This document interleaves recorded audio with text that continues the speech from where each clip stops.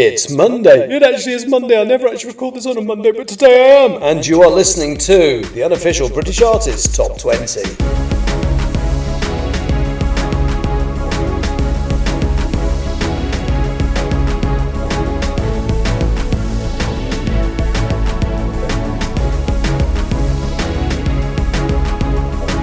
Hello and welcome to the show. So the first thing I'm quickly going to address is the fact that I normally date these episodes, the date of the Friday, which is the date that the official chart is released.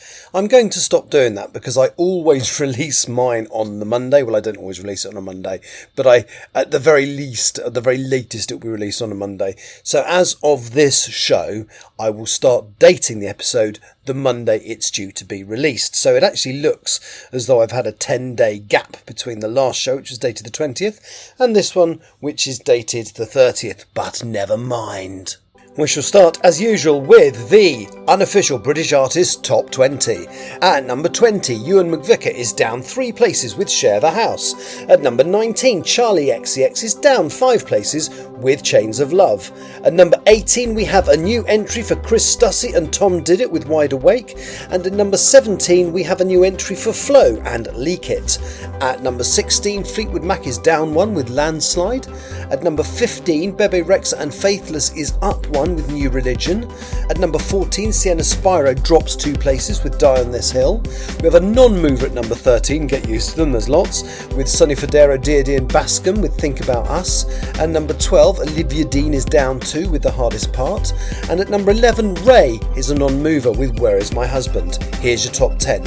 At number 10, it's Harry Styles down 2 with Ready Steady Go. At number 9, it's a non-mover for Dave and Tems with Raindance. And number 8, we have a new entry for Raye with Clack, Symphony. At number 7, it's Sienna Spiro, The Visitor, a non-mover. At number 6, Harry Styles is down 1 with Aperture. At number 5, Olivia Dean is up 1 with Man I Need. At number 4, Olivia Dean is a non-mover with So Easy to Fall in Love. Number 3, Pink Pantheress is a non-mover with Stateside. At number 2, Harry Styles is a non-mover with American Girls. And at number 1, Sam Fender and Olivia Dean are still at number 1 with Rein Me In. Technically a non-mover. I know I've said something similar over the last few weeks, but oh my god, what a boring chart. So the top 4 hasn't even changed, and there's a number of things that have utterly kind of disappointed me on this one. The first thing is that Raye, Clack Symphony, it's at number 8. So all those other songs that have been around for ages got more listens, sales, whatever, than what is arguably one of the best songs of the year. And you look online, people absolutely love it. The video, which was released on the same day, is this absolutely stunning. It's one of the best music videos I've ever seen. There's, as somebody doing a commentary on it said, look at that imagery, look at the way that's been thought out. You know, a human being thought of that, not some shoddy piece of AI. And it's absolutely right. The video is gorgeous. The song is gorgeous. And I just pray that it's going to be a grower, that it's going to appear at number 8. And what's really frustrating is it was only 18 in the official chart. I was in my head, it was going to zoom in at number 1 like Harry Styles did, and it deserves to. It's utterly fantastic, and it's so disappointing that people would rather listen to stuff that's been around for weeks and months. Raye rant over. It's not actually. I'm kind of hoping that with the release of the album that's came out on Friday, I'm really hoping that will, I'm really hoping that there'll be at least 3 Raye tracks in the top 20 next week. We'll just see what happens. But I despair that something of such obvious and awesome quality only came in at 8 on my chart and 18 on the official chart. It's nice to see there's a couple of other new entries in there. So the song Wide Awake by Chris Stussy and Tom Did It is a collaboration. Tom Did It is a British artist. What a great name as well. Tom did it, who is a British artist, whereas Chris Stussy isn't. But as I said, as long as one of the named artists on the track is British, it gets into this chart. And it's nice to see Flo and Leak It in there as well. But we seem to have a pattern emerging at the moment of new songs appearing at the bottom end of the chart and then kind of disappearing. I mean, I'm really pleased that Share the House by Ewan McVicar, which I've mentioned before, has managed to stay on this chart for 5 weeks. I think this will probably be the last week, which is a shame. I was hoping more people would listen to it. I think it just about entered the official top 40 as well. But I have a horrible feeling that's going to be that song's last week on this chart, which is a shame because I actually really enjoyed it. And I can't really think of, there's not much else, as I say, it is such a dull chart. There's not much I can say in terms of, commentary on it. We've still got one Charlie XCX track from her album from 6 weeks ago still in there, but I was really hoping, it's clearly not been the massive success Brat was going to be.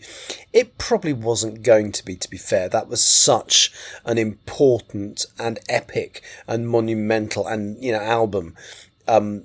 And the fact that she decided, quite rightly from an artistic point of view, to do something so different for the new album probably did condemn it not to be the same huge success. I've said it before, it's a better album. It's such a shame.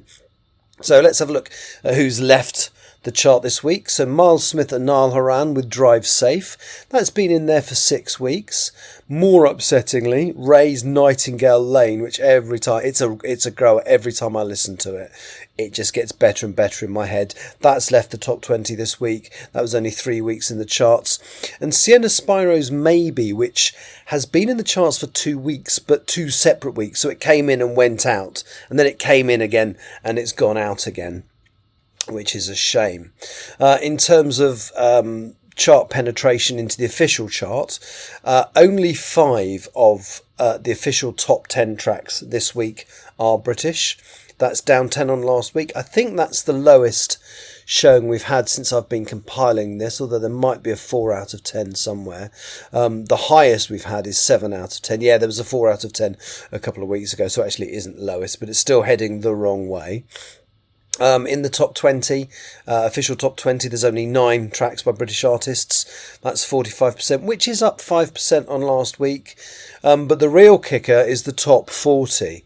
There are only 14 of the 40 tracks that are by British artists, and I'm just going to quickly flick back through my stats. I do think that is literally the lowest showing since I've been compiling this. It is, which is really, really disappointing. I'm considering the week I started, we were actually at 21, which was over 50%, which I think was what possibly inspired me to carry on or to resume this journey of musical thought. But never mind.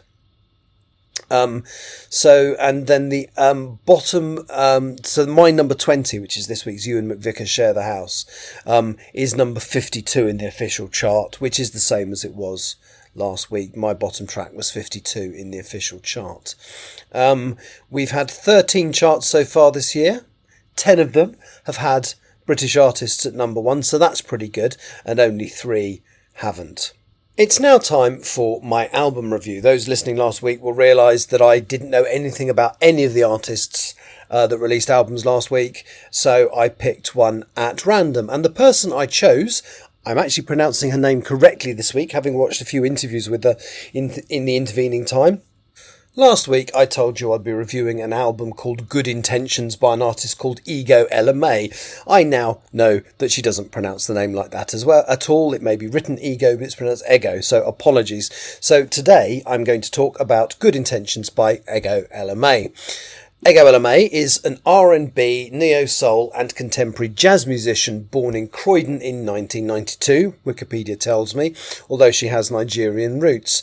She has been making her own music since her late teens, and within 3 years of starting to do this, she released her very first EP titled Breathing Underwater. It was immediately very positively reviewed. An Afropunk reviewer, and Afropunk's a music festival that started in Brooklyn in 2005, initially aimed at black alternative-minded punks, said that it gave me goosebumps from start to finish. Vice, the North American Culture and Politics magazine, which was founded in Canada as an alternative punk magazine in 1994, described it as the future sound of neo-soul, a lot of attention for release by a new and at that point relatively unknown artist. LMA continued to release EPs and singles over the next few years. One even ended up being used in the third season of the Netflix smash teen comedy drama series Sex Education, which is on my list to watch, but I still haven't got around to it. In 2020, she released a number of highly rated singles, and as a result was signed to Upper Room Records, a label created by actor John Boyega of Attack the Block and Star Wars fame. And this label released her very first album, Honey for Words. She was a little bit conflicted apparently on when to release it, and initially wanted to hold it back due to the COVID-19 pandemic, but decided ultimately that, and this is presumably with people stuck at home and needing more distractions such as music, this was a good time to release the album. She won Best Jazz Act at the 2020 MOBO Awards off the back of it. The following year, she was shortlisted for Soul Act of the Year and Vocalist of the Year at the Jazz FM Awards, the latter of which she won.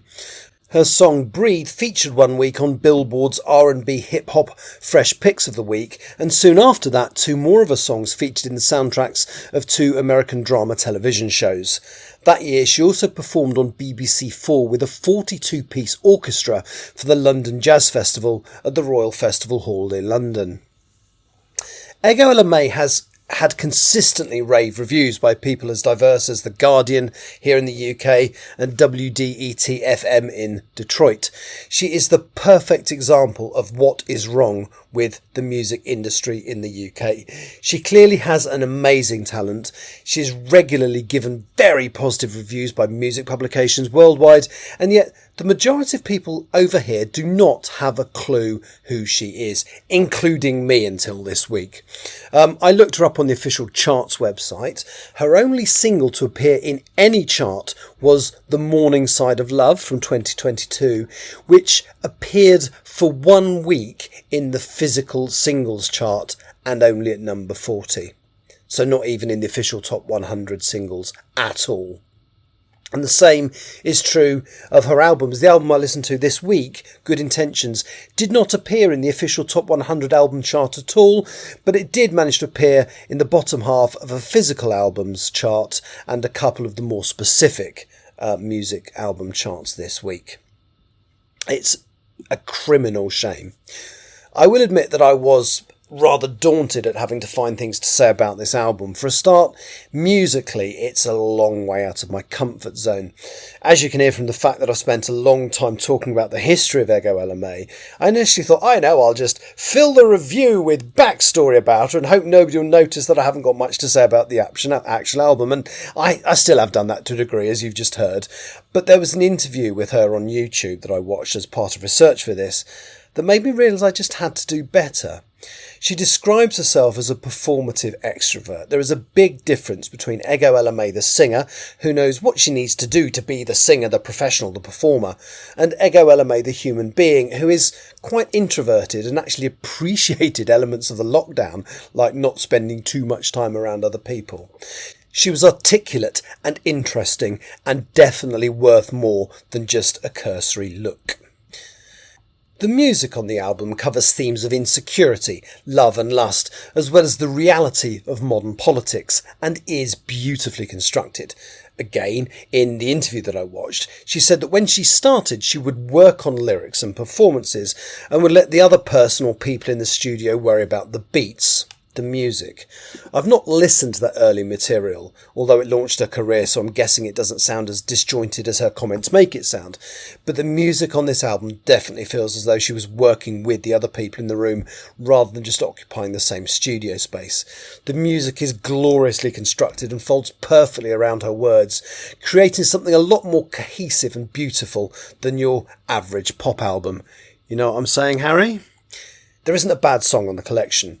Favourites include Footwork, which is about dancing with a stranger at a party in Detroit, and We're Not Free, which contains the amazing couplet, Tories out, but policies remain. What do you mean trans rights are up for debate again? The song directly calls out Sir Keir Starmer's scrapping of the Rwanda deportation scheme, asking, was it really about morals or just money?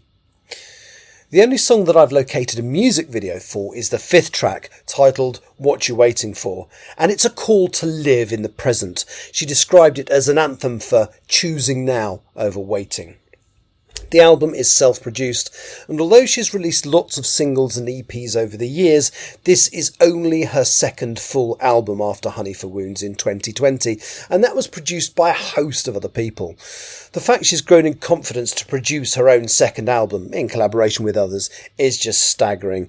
The album is rich and cohesive. You've heard me going on about albums in the past that have different producers on every track, and how they end up sounding like a compilation rather than a full-on album. Well, that's absolutely not the case here.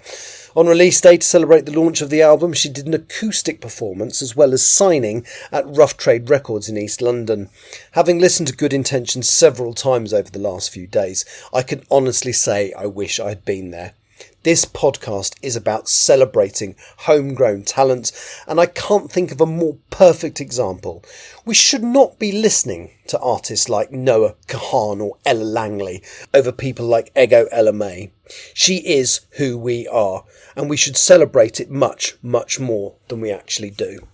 So now it's time to talk about what album I'm going to review next week. Now, we all know what it's going to be because I mention her every week. However, it is worth mentioning that there's actually a lot of British albums coming out this week.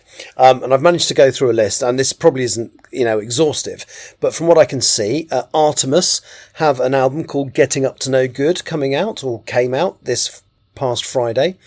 Balancing Act have an album release called Who've You Come As Part 2. Boxer Rebellion have an album called The Second I'm Asleep. Central C has released All Roads Lead Home. An artist called, I think it's pronounced Elmaine or Elmine, has released an album called Sounds for Someone. Florence Road have released an album called Spring Forward. Michael Aldag has released an album called The Carousel. Scouting for Girls, remember them, have released an album called These Are the Good Days. Tom Misch has released an album called Full Circle, but the album I'm definitely going to review next week is Raye's new album, This Music May Contain Hope. Not going to lie, I've already listened to it. I wasn't going to listen to it literally the second it was released. My original thought was I'll wait till the vinyl comes out, or I'll wait till I get that delivered. And I was actually at home. I deliberately needed a late night because the next day I had to fly to Singapore, and it's a late night flight, and I work during it. So I thought, well, actually I'll stay up late, so I'll sleep in later, so I'm fresher for the flight. And I saw this little clock thing on Spotify saying you have 2 hours until the release of Raye's album. And then it was 1 hour, and then it was 2 minutes. And as it clicked over to 0, I thought, sod it. Hit download and listen to it almost immediately. I won't do the review now. I will find it much easier, to my shame, to review that album than I did this week's. But yeah, so that's who I'll be talking about in next week's show. Well, that's it for me for today. I've just got one last thing to do, and that is to tell you my British single and international single of the week. British single of the week is Flow and Leak It. I really actually like Wide Awake by Chris Stussy and Tom Did It, which is house music, and I kind of have a little soft spot for house music, but definitely the Flow track Leak It is far superior. And the international single of the week, who else could it be but BTS with their new single Swim. That's me. I'll be back next week. Thank you very much for listening. Bye bye.